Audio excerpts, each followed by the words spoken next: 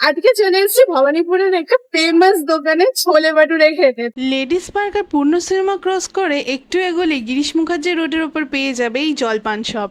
দোকানের সামনে পৌঁছতেই দেখলাম গরম গরম ভাটুরা তৈরি হচ্ছে আর পাশেই বড় ডেকচিতে ফুটছে ওদের স্পেশাল ছোলে।